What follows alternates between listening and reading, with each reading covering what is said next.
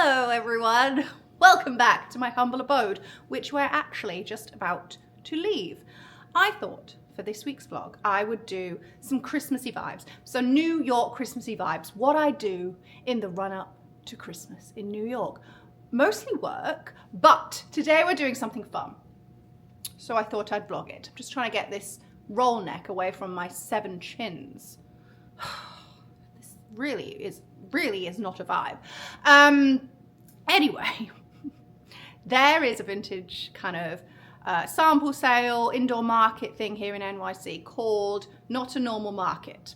It's like pre-loved designer, vintage jewelry, clothing, as well as like vintage interiors and vintage clothing. It just looks insane. I think last time it took up like 3 or 4 floors of Barney's or the old Barney's. I don't really know my facts, but I kept seeing it on TikTok and it looked insane. So I was like, how do I get there? How do I get there? Then I realized you buy tickets when they have them on. So I knew they had one in 2 weekends in December. So Hun set her alarm for those tickets and I managed to get them. So I'm heading there today. It is completely sold out. It just looks so much fun. It looks like a whole day out, to be honest. So I'm going to take you along with me there. I have actually just sold some items of my own to The RealReal. I've sold 2 handbags and 1 pair of jeans so far. And I've also got another handbag on with them and another pair of shoes on with them, I think. So technically, I've made money from my pre-loved items. So that means I can have a look at today's pre-loved items. Yes, it does. Yeah, so I'm going to take you all on there. It's in Chelsea. I'm meeting my friend Rob there. We might grab some lunch. And then, yeah, I thought I'd do like a whole week of what I do in the run up to Christmas. My friend arrives on Saturday, a week today, for Christmas. I'm obviously going to try vlog all that as well on our Christmas day and everything. But yeah, let's have a few days of vibing together, shall we? So this is my little fit of the day. I have on a new mango jacket, which was actually went into sale, and I think it's my new personality. Revolve roll neck top and a Iro, I think it's cashmere because it is the warmest jumper I own, and I think it's 0 degrees outside today. Little Gucci bag, some Revolve trousers, and my Gucci Uggs, which finally came with all my shipping, as you know. Oh, divine. So that's my fit. Some little Louis glasses, which I haven't worn in so long, and my little Louis earrings to match. That's it. Let's go.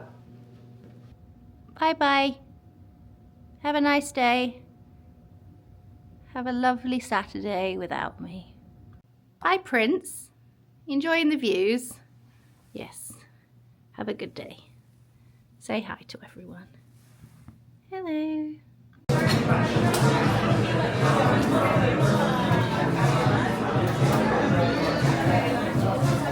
It's called Chilly Are Willy. My Sunglasses in It? Yeah. Yes. Quite clearly in it. Yeah. Can you read what they say?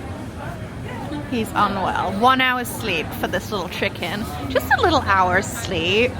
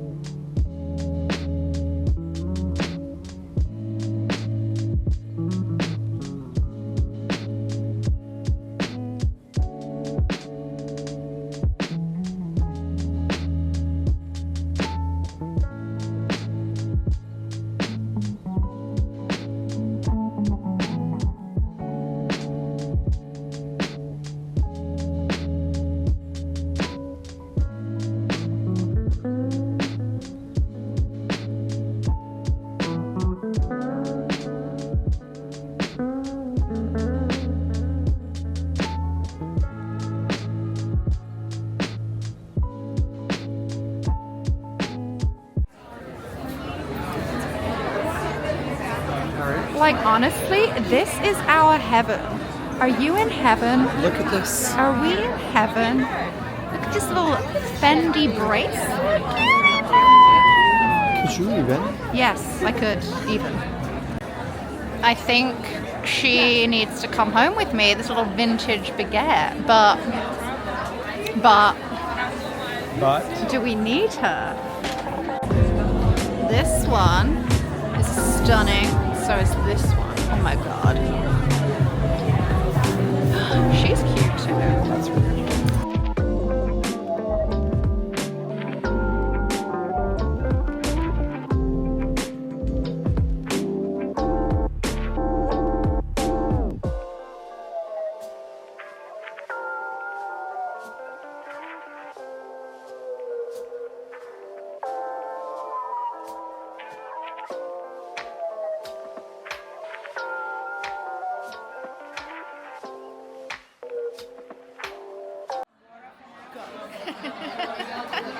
If I don't eat this food right now, I'm gonna have What a have we set. got here? Oh, little calamari salad, little mac and cheese trio, chicken and waffles for the gentlemen. We are exhausted after that. We did quite well though, didn't we? Oh, we got his little charm on his head. How much was that? Like $40? 45. Got a little wine. Yum, yum, yum. The way I am blown away by that event, that vintage event, I can't get over it. It was absolutely insane. It was like a treasure chest. If you are planning a trip to New York, honestly, I'd do it around when they have these events. I would literally plan it around when they have these events. It was that good. As I said, 3 or 4 times throughout the year. It's normal NYC on Instagram if you wanted to check it out, and they make their announcements on there when they have them. I can hear sirens very loud outside. And it's in the old Barney's. I think I've already said that. And it takes up 3 floors, and it is hundreds and hundreds and hundreds of vintage vendors who source things from all over the world. It was honestly just insane. It was, yeah, treasure chest vibes. Some amazing things in there. I could have spent weeks looking around. It was insane. Anyway, you all know me by now. You know I went with the intention to buy some things. You know I did. I knew there'd be stuff there I wanted to buy, as I've mentioned in other vlogs and also in this vlog. You'll see. I am selling a lot of stuff at the moment, like a lot of stuff I've kind of had for a couple of years that I'm very honest if I no longer use. There are many places here in NYC that purchase your pre-loved stuff and then sell it, and you get quite a large cut depending on how expensive the item is. And I've done that with quite a few things recently, honestly. So I don't feel as bad for buying stuff, but I thought I'd do a haul. Because there are some genuinely unreal pieces that I found. I'm gonna start with one of my favorites, and she was an investment piece, but I know I'll wear her. And it is a 1980s, I believe, vintage Givenchy necklace. Needs a little bit of a polish. But the couple, an older couple who ran this store, store, which is the sweetest. They had the most amazing pieces sourced from all different designers all over the world. Like amazing, like vintage Chanel necklaces with like precious stones in them, like not super branded, she says, with a branded Givenchy necklace. And this actually came with matching clip-on earrings. You can see. So they came as a set. And I got those. I love them. I walked around for a while, kind of debating it. But I know cost per wear, I'll get my wear out of them. Some belts I bought. These were not overly expensive at all. Kind of what you'd pay in Zara, but they're just cooler. They're vintage and they're cooler. So this kind of chainy one goes around like that. That's the front. Waist belt. I'm quite enjoying putting belts over like coats, like big furs at the moment. This was another chunky black one I got. Quite nice. And then this was a black one that kind of fastens like that at the front and has a tassel.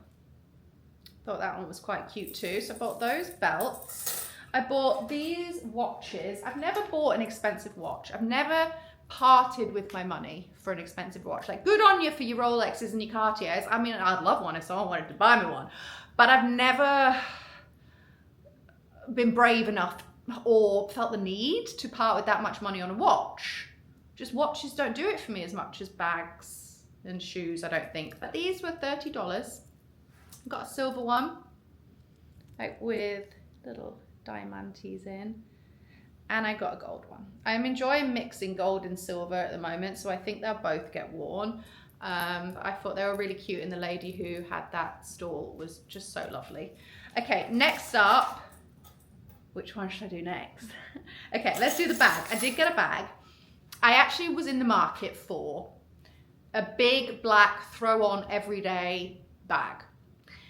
I went into Louis Vuitton when I went to the cafe a few weeks ago and saw the most amazing one in there. It just, you know, one you can use every day, classic. You can throw a crossbody. You can also use it as a shoulder bag. You can put your laptop in it, that kind of black bag. Anyway, she was $5,000, this one in Louis Vuitton. So I thought, you know, not today. Not quite ready for that. Absolutely perfect. I loved her, but I was like, no. I don't need to be spending $5,000 on a bag. This I found for a fraction of that price at the vintage fair. And it's not a Louis, it's a Fendi. And she's a big, like, oversized baguette. She's got kind of this, you can wear a crossbody strap, you can shorten it, but I actually have a gold Fendi separate strap that I clip on and off my other Fendi bag instead of the fabric strap when I want it a little bit dressier, and when I want it as like a shoulder bag. And I bought that separately a couple of years ago, and because you can undo these, I could clip that chain onto here and wear this as a shoulder bag if I wanted, and as a crossbody. I'm obsessed. Patent leather. I love her. She will get used. I need, like, yeah, a throw on everyday black, but obviously, you know me, I like my designers. Let's not pretend we don't know that. Next up, these were a find, because these are going on Vestiaire Collective for over $2,500. These shoes, boots that I bought, they're 2003 Dolce Gabbana studded boots. Now, as you can see, these bits come off. So you can peel off layers and make them an ankle boot. So each of these layers poppers on, it clicks on, and you can layer on and layer off. So basically it's like 3 boots in one, guys. Anyway, I think these were around $600 instead of the $3,000 that I'm seeing them online. Yeah, so I just fell in love. Before I even knew they were Dolce & Gabbana, like, I'm not like a massive Dolce & Gabbana fan, am I allowed to say that? But I saw them across the room and I was like, those are killer boots. I need to look at those. And then when I realized they did that as well, and that you could wear them like that, I was just like, yes, sign me up, they're coming home with me. So that's all accessories. And I bought this coat, not a designer, just a vintage, fur, big hood. I just was like, well, this is going to get worn, isn't it, in the cold? There's no question about it. Although I did stalk the ladies that had this store on Instagram after. I stalked their online shop and realised that she had gone and bought this off another vendor in the event the day before and then put it in her rack. I don't know how much I agree with that. I know there's nothing stopping people from doing that, like literally sourcing things whilst they're at this vintage event. And, you know, I don't know if there's rules on it or not, but I kind of felt a bit like that was quite cheeky. I mean, do what you got to do. Again, I don't know the rules on it, but when I saw that she had bought it off another vendor in the place, I was like, oh, so she's probably marked it up from what she paid. So I was a bit annoyed, but it's like, it wasn't super expensive and it's not a designer, and I don't feel like I've been ripped off because I will wear it, but I didn't like the morals there, but I only found out afterwards. And then this one is amazing. Again, not designer. Long floor length fitted light leopard print coat. It's not like a thick winter coat, and actually when it's on, it's really tailored, so it cinches in at the waist and then kind of flares out ever so slightly. So it's like a dress coat, so this would be your outfit, and I thought it would go really cool with like one of the belts around it. But yeah, just really fitted, very flattering. Thought that was really cute. She was a bargain. And that's what I bought. That's what I bought. Loved it. Honestly, as I said, one of the best vintage events I've ever been to. And if you are in New York, anytime they're on, keep checking their Instagram page for updates of when they're going to be on. Definitely get yourself a ticket. The queues are long, the queues are around the corner, as you saw, but it went down very quickly. I think we were in the queue for 20 minutes. Like, it goes down quickly, so highly recommend. Hello, everybody. It's Monday afternoon. We made it to Monday. It's 12 o'clock. 12:02, actually. On Monday afternoon, very, very rainy New York City today. But you know what? I'll take the rain over the highs of -5 that we are about to expect in the coming days. My friend arrives on Saturday, and we checked the weather forecast, and it says lows of -11 Celsius, guys, and highs of -5. So I'm going to deal with this little bit of rain because I'm not looking forward to that anyway. Over the weekend, after the sample sale, me and Rob went to one of my one-to-one clients, actually. Rob introduced me to her. Well, Rob put us in touch because she wanted one-to-one coaching. She signed up. She's with my coach, Chris, but she was having like a Christmas party in her apartment in New Jersey. So me and Rob headed over to New Jersey, and I got to meet her, which was so, so lovely. And then we decided to go to some DJ set at Soho House. I don't know why I have a Soho House membership, because honestly, every time I go, I'm like, this is such dog shit. It's so shit. The people who were there, it's just a weird crowd. It's a fucking weird crowd. I really think I need to find a new kind of members club. I like having one because it's a nice space to go and work instead of joining like a WeWork. It is a good place to kind of meet people if you are working there during the day. If you work from home, you don't have an office. I don't have anyone to work with. I work from home, so it is nice to have it. But for the amount I actually use it and the weird vibe I get when I go, it's not worth it. Anyway, we went there and it like very quickly left, and of course ended up in Pieces, which is the gay bar I now frequent till 2 a.m. Oh my God, I just lose my mind. I lost my sweet mind. I was dancing in the middle of the dance floor with my sparkly bra out, just a sparkly bra on, took all my jacket off. I was loving life. Like, Rob had to go up to someone came up to Rob and was like, just keep an eye on your friend. I think she's drinking someone else's drink just off the side. And I was like, no, that's my drink. It was my drink. But I was, Rob was like having to babysit me. Anyway, I rolled home about 2:30 and felt a little sorry for myself yesterday. Because as we know, I don't really go out drinking heavy. And when I do, I regret it so much. But I did have fun. So I don't regret the fun. Anyway, today, let's get to the point. Today, I'm going for my chin lipo consultation. Now, hear me out. I am self-conscious of it. It is something I'm self-conscious of. I'm not saying I'm an insecure person, but it is one of my insecurities. And I've had Morpheus 8, which is a skin tightening treatment. I've also had HIFU, that is a skin tightening treatment, which can treat areas such as excess fat under the chin. However, it only works up to a certain point. And after a lot of research, it's been something that I asked Dr. Nima about, honestly, over 6 months ago.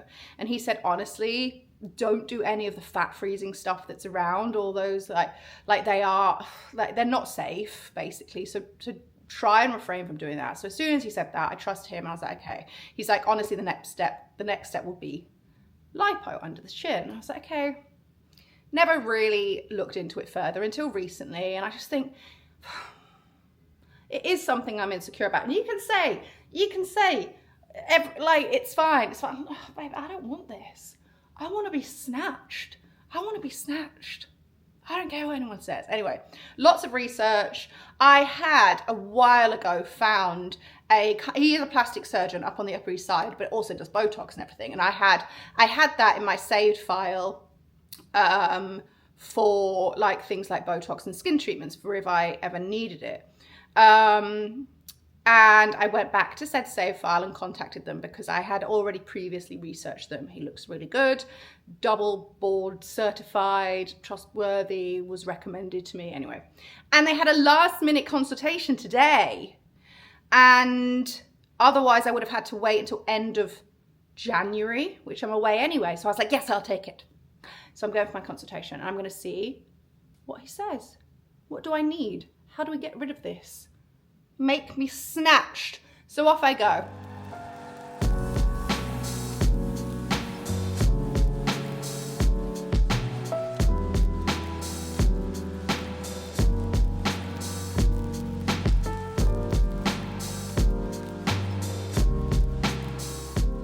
Okay, so I'm back home. It's time for a debrief from Dr. Perelman's office. So as I said, yeah, went uptown, went to the clinic, the surgery, the offices. It all happens in one place. So when you go in for the surgery, it will be in the same place. And I sat down with the surgeon and we just kind of spoke through what my issue was. So then we went and had like photos, front, side, looking down, and then he pulled those bad boys up on screen, especially the looking down ones, which just, you know, solidified my decision, having to sit there and look at those. And I basically said, yeah, so I've had Morpheus 8, I've had skin tightening treatments that aren't surgical, and things like HIFU.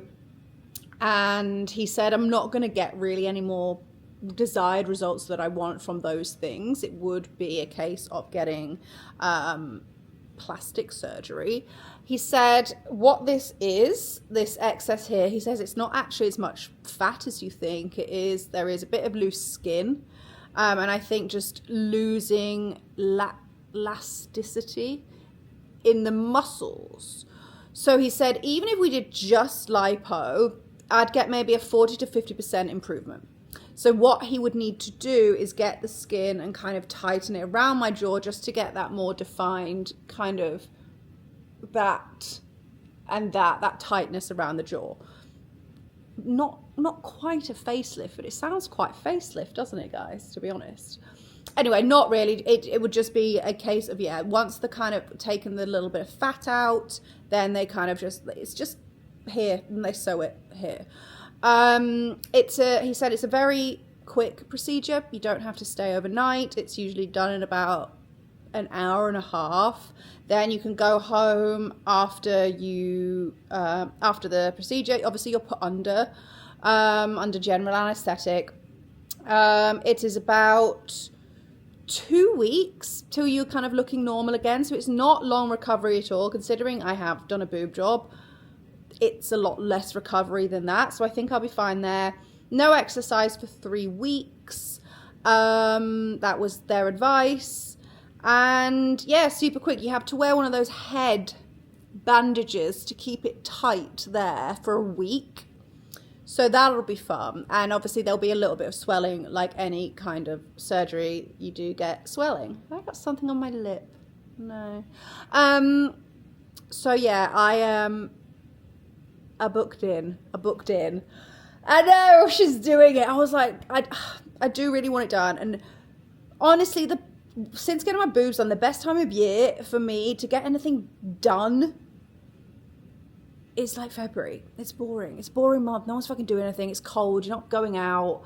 And they did say they had a spot at the end of December, which would have actually worked out really well because I'm going to Thailand on the 15th of January. So I would have had just over 2 weeks to kind of recover here.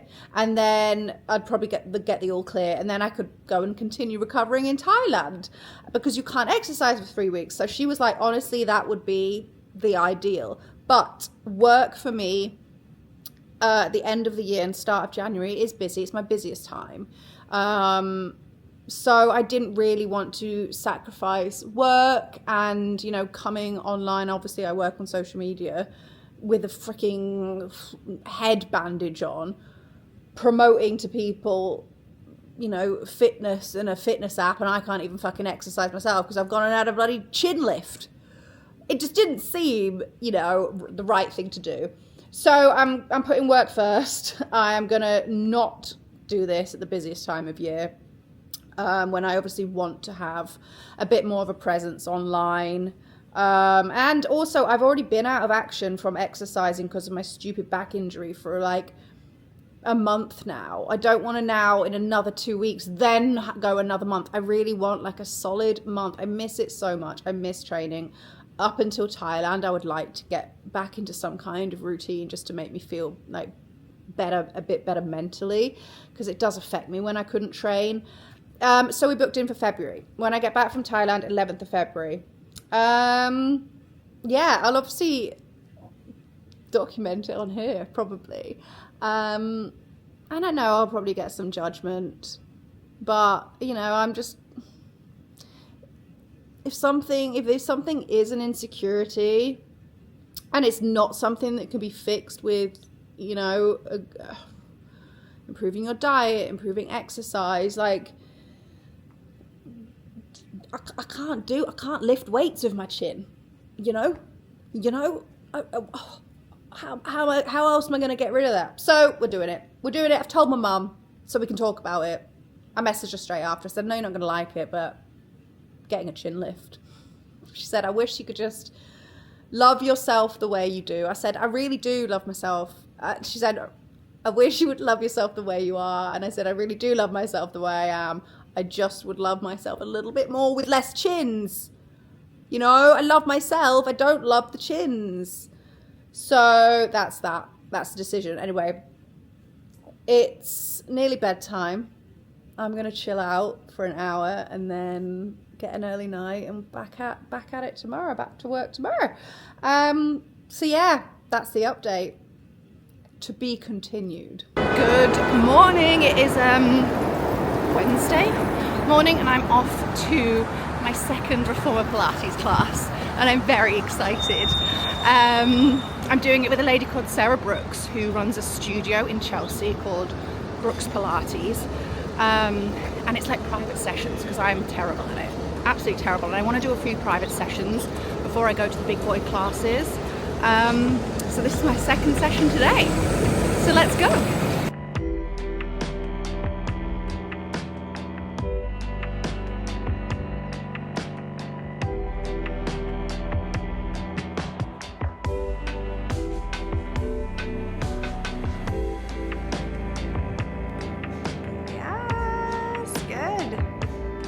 Three more.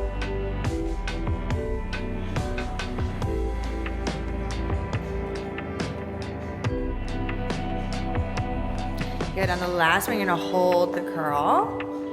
Good. Lift your legs a little higher. Yep. Hold that bicep curl. Lift your elbows a little higher. Yes. Little pulses up with the arms. So instead of opening and closing your arms, go up, little pulses. Yes, exactly right. That's right. Perfect. You have 5 shoulders, right? 4, 3, 2, 1 more. That Pilates session genuinely felt so good. It's been quite a tough week this week as my back started playing up again.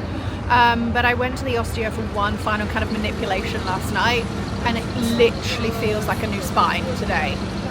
It's insane. I think I just need to give it a bit more time to fully heal and just go to see him one last time. Anyway, now I'm going to get acupuncture. So last week I was kindly gifted some acupuncture at Within, and that was the second time I'd had it with them, and it just really helped me feel calmer.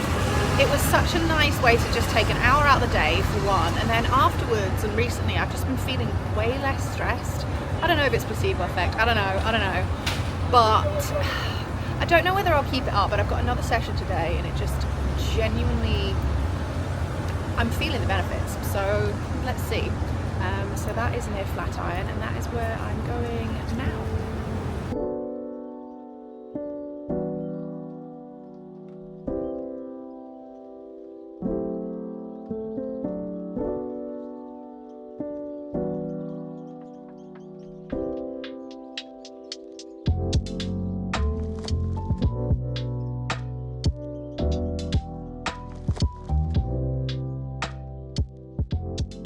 back home after my acupuncture. It seriously is my new favorite thing to do. I think because you get a little nap during the day as well. It's honestly like when you're just go all the time and your brain doesn't stop, I think it's the only thing that makes my brain stop and it makes me relax. I honestly love it. Whether I want to be paying for that every single week moving forward, I don't know. It's just another fucking expense, isn't it? But it's so nice to just have that hour relaxing, and you do feel so calm afterwards. Anyway, I'm back home and I'm about to run to the Real now with some handbags. I am very good at out with the old, in with the new. And as I bought a few bits at the vintage store, at the vintage event the other day, my rule is if you get something new, get rid of something you don't use. Now, my idiotic ways a year or two ago, when I first started making money and just went handbag crazy, means that I now have a lot of handbags, which is great, but also I don't use them all. And I always see new things I like. And if I do see, especially vintage ones, like I said, I'll try to be sensible and sell one I already have. So let me show you the ones. I'm going to go get them valued. Basically, you book an appointment. They tell you how much they would sell them for, and then you get a cut of that, usually about 60-70%, which isn't the best, but that's what these places do. If they buy it outright from you, they usually pay way less, but the Real will say the price they're going to list it for, and when it sells, you get paid. So I've had a nice payout this month from a bag I've sold, and I've sold a few things that I'm going to get a payout in January from. So, you know, it's a good little side hustle, guys, as well, for things you don't use anymore. Let me show you the ones I'm going to go get valued, but I haven't decided whether I'm going to sell them yet. I'm going to just see how much they're worth, and if I don't decide to sell them, at least I'll know for future. So this Louis, I actually bought vintage. I got this vintage one from What Goes Around Comes Around, which is a store in New York. Actually, I would think I was on holiday here. And I picked this one up because I loved it. I've used it a couple of times. I'm keen to know what it's worth. But I honestly don't know if I'm going to sell this one, to be honest, because I really think it's cute. But it's quite a summer bag, I feel. This little pink Louis Vuitton one I got as a birthday gift to myself when I was here on my trip for my 35th birthday last year. No, 34th birthday last year. Anyway, it comes with a little chain. It also fastens like a belt if you want it to, but you can put it across the body. Little pink one. I'm definitely going to sell this. I never use her. She's very cute for summer. I did love her at the time, but yeah, she doesn't get used enough. Baby Gucci, little tiny Gucci one. Again, I love her. She goes with a lot. I just never use her. I have other ones I prefer. So she just doesn't get used enough. That's the simple reason. As you can see, they're all in very good condition. I keep them kind of stuffed. I keep them locked away. So yeah, they're good condition.